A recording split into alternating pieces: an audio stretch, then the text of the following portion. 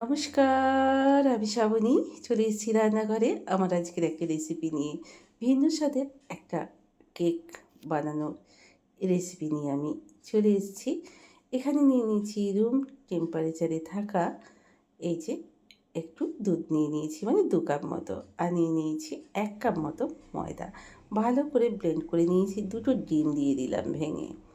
তো চলুন এবার ডিম দিয়ে, ময়দা দিয়ে এবং দুধের সঙ্গে আমি ভালো করে ব্লেন্ড করে নেব। এটাকে ভালো করে ফাটিয়ে নেব আমি কুসুমটার সঙ্গে। তো এবার আমি ভালো করে বেশ খানিকক্ষণ ধরে এটাকে ফাটাতে হবে, যেহেতু ময়দাটা আছে, ময়দাটা যেন কোনো বাবলিং না থাকে সেরকম মতো দেখতে হবে। তো ভালো করে ফাটিয়ে নিতে হবে। আর আমি এখানে ডিমের গন্ধটা যাতে না থাকে তার জন্য একটু ভ্যানিলা এসেন্স দিয়ে দিলাম। তো তারপরে ভ্যানিলা এসেন্স দেওয়ার পরও আবারও ভালো করে সুন্দর করে আমি ফাটিয়ে নিচ্ছি। এই যে দেখছেন। তারপরে আবারও দেবো বেশ কিছুটা ময়দা। আমি এখানে সুগার অ্যাড করব না।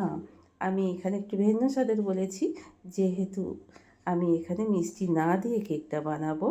তো দুধ, ময়দা আর ২টো ডিম দিয়ে আর অল্প করে দিয়েছি ভ্যানিলা এসেন্স। চলুন ভালো করে ফাটাতে থাকি। আবারও একটু ময়দা অ্যাড করে দিলাম।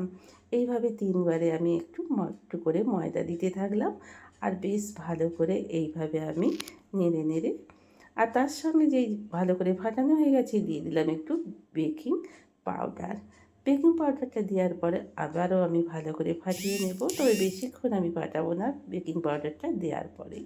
আমি একটা থালার মধ্যে এখানে নিয়েছি, একটা থালা নিয়েছি, তাতে একটু তেল মাখিয়ে নিয়েছি এবং ব্যাটারটাকে আমি ভালো করে একটু ফাটিয়ে নিয়ে আমি থালাটার মধ্যে এবার আমি ঢেলে দিচ্ছি। যেভাবে কেক তৈরি হয় ঠিক সেইভাবে, সেই রকমই।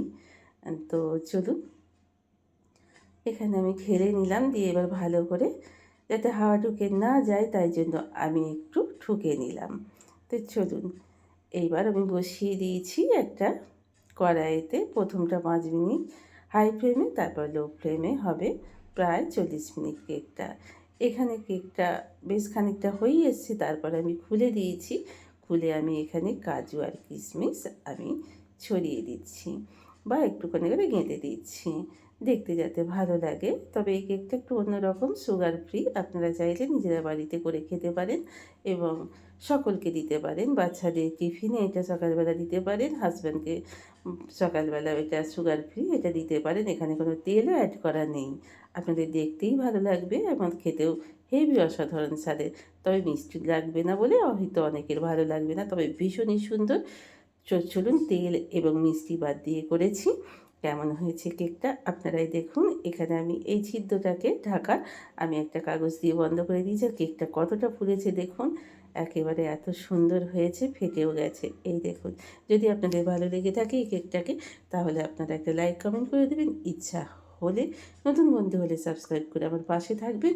আবারও নিত্য নতুন এরকমই কোনো রেসিপি যদি ভালো লাগে আমাকে জানাবেন। তো আজকের মতন নমস্কার।